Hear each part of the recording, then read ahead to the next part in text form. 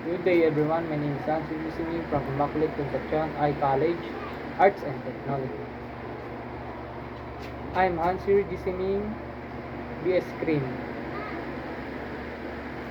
Yung i-discuss ko ngayon ay tungkol sa character formation, types of leadership. At ang isa sa types of leadership style is si Pacquiao. Siya ay charismatic.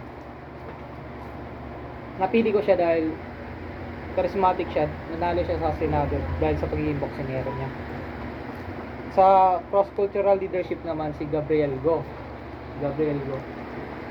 Ang leadership style niya, hinuhuli niya yung mga motoristang may mga walang lisensya, ganyan.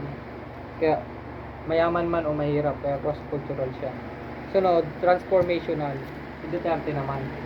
Kasi gusto niya sa pagiging leader niya, lahat ng mga addict naalis niya, kinukulong niya.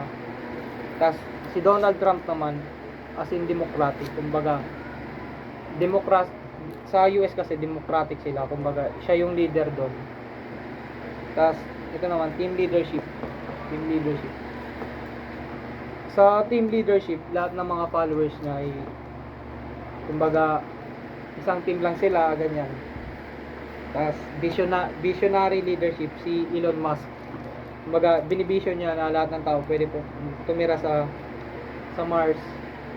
Tapos laziness fair naman si Sarah. Kasi kumbaga vice president siya kaso wala siyang ginagawa masyado. Kaya laziness fair siya. Yun lang. Thank you.